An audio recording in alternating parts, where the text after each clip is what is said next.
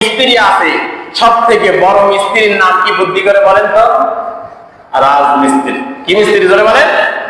রাজমিস্ত্রি। রাজা রাজা ভাবনা। যত হাঁস আছে সব থেকে বড় হাঁসের নাম কি? রাজহাঁস। ঠিক যেমন এই পৃথিবীতে যত সেবা আছে সব থেকে বড় সেবার নাম হচ্ছে মানব সেবা। কি সেবা ধরে বলেন? মানব সেবা। মানুষের পাশে যখন দাঁড়ান, একটা মানুষ যখন আপনার কারণে তিনি নিজের দুঃখটা ভরে যায়, আল্লাহ বলে ওর জীবনের সব গুনাহ আমি আল্লাহ ক্ষমা করে দিই। সুবহানাল্লাহ। এই জন্য মানবতার সেবা করতে হবে। আল্লাহ রাব্বুল আলামিন বলেছেন, এক নম্বরে নবীজি হাদিসের মধ্যে বলেছেন তোমরা মানবতার সেবা করো, এক নম্বরে তোমরা এতিমকে লালন পালন করো। কাকে লালন পালন করো? এতিমকে লালন পালন করো। কখনো এতিমকে ধমক দিও না, এতিমের সঙ্গে দুর্ব্যবহার করো না, এতিমকে কাছে ডাকো, তার মাথায় হাত বোলায় দাও, কেননা আমি নবীজি এই পৃথিবীতে সব থেকে বড় এতিম। ঠিক কিনা বলেন? এটা মানব সেবা কাজ না? এটা মানব সেবা কাজ। অথচ আজকে আমাদের সমাজে, আমাদের এলাকায়, আমাদের দেশে কোন এতিম যদি মারা যায় তাহলে এতিমের খোঁজ তো নেই না, এতিমের সঙ্গে দেখা হলেও দুইটা কথাও বলি না। আল্লাহ বলেন এতিমের মাথায় হাত বোলালে হাতের নিচে যতগুলো চুল পড়ে আল্লাহ পাক সম পরিমাণ সওয়াব ওই বান্দার আমলনামায় দান করে দেয়। সুবহানাল্লাহ বললেন না? আল্লাহর হাবিব বলেন এতিমের মাথায় হাত বোলায় দিলেন, এতিমের দুঃখটা ভুলে গেল, আর এতিমের মুখে হাসি ফোটানোর জন্য পকেট থেকে 2টা টাকা বের করে যদি এতিমের সামনে দেওয়া হয়, এতিম যদি একটা মুস্কি হাসি দিয়ে দেয়, এই 2টা টাকা পাওয়ার পরে আমি আল্লাহর আরশে আযীম খুশি হয়ে যাই। এতিমের মুখের হাসি আমি আল্লাহর আরশে আযীম খুশি হয়ে যাই। সুবহানাল্লাহ। আমার নবীজি এই পৃথিবীতে সারা জীবন এতিমদেরকে ভালোবেসেছেন, আর আল্লাহ পাক নবীজিকে এই পৃথিবীতে সব থেকে বড় এতিম বানিয়েছেন। জন্মের 6 মাস আগে আব্বাকে হারিয়েছে, আর জন্মের 6 বছর বয়সে তার মাকে হারিয়েছে। আমার নবীজি এই পৃথিবীতে সব থেকে বড় এতিম ছিলেন। আল্লাহ পাক এই জন্য বলেছেন ওয়াজাদাকা দাল্লান ফাআম্মাল ইয়াতীমা ফালা তাকহার ওয়া আম্মাস সাইলা ফালা তানহার। আল্লাহ নবীজি বলেছেন কোন এতিম যদি তোমাদের কাছে আসে, এতিমকে কখনো ধমক দিও না, এতিমের সঙ্গে কখনো খারাপ ব্যবহার করো না, তার সঙ্গে দুর্ব্যবহার করো না।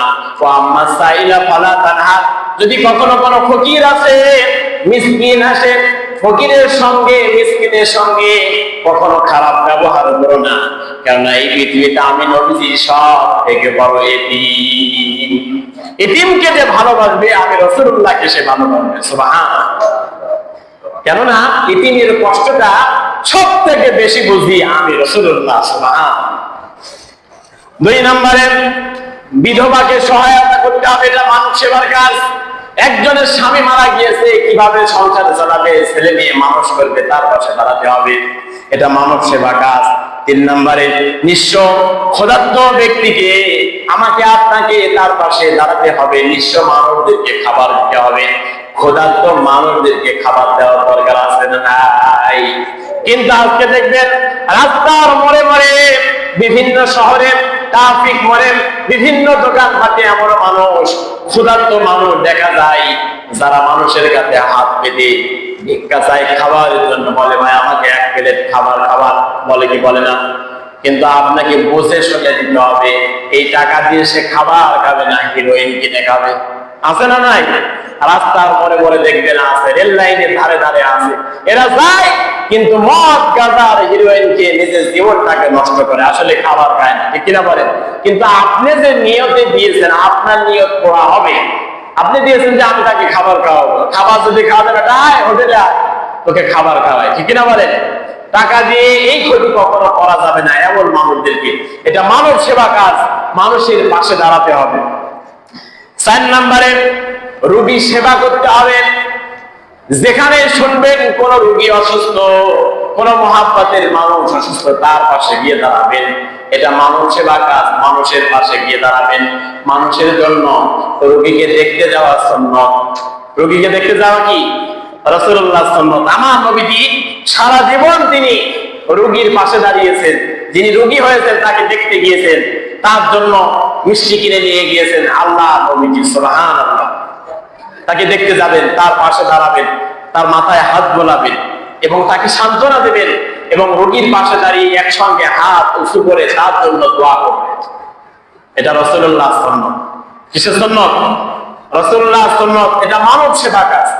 আল্লাহ নবীজি বলেন, হযরত আয়েশা বর্ণনা করেন, আল্লাহ নবীজি বলেছেন, কোন ব্যক্তি যদি রোগীকে দেখতে যায়, রোগীর পাশে বসে আর রোগীকে নিয়ে হাত উঁচু করে দোয়া করে, আল্লাহ বলেন ওই ব্যক্তির 60 বছরের জীবনের গুনাহ আল্লাহ ক্ষমা করে দেন।